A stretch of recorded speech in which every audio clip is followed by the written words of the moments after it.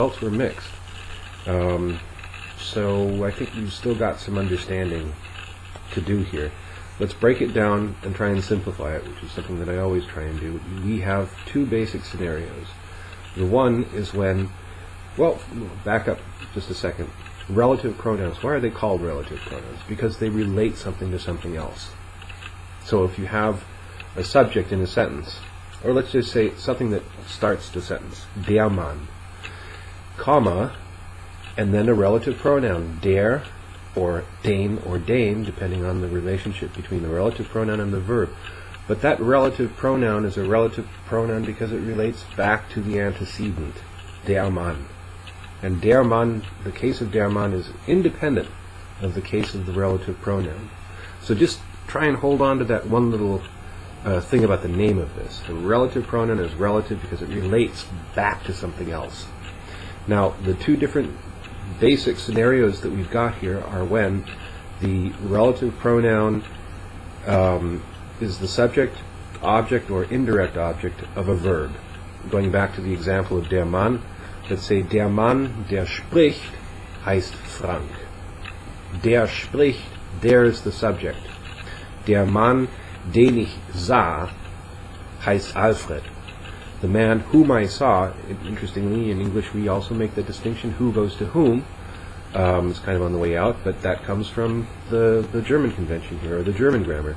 So, der Mann, den ich sah, den is the direct object of the verb to see. Der Mann, dem ich glaube, heißt auch Frank, is the dative because glauben takes the dative. This is the one scenario. It's a scenario in which the relative pronoun is being put together with a verb. The second scenario is when the relative pronoun is not the object of a verb, but the object of a preposition. And now let me give you a couple examples for that. Der Mann, mit dem ich sprach, heißt sowieso. Der Weg, durch den ich ging, war dunkel. Die Straße, auf der ich fuhr, war lang. In each of those cases, mit dem, durch den, or auf der, the relative pronoun is an object of a preposition.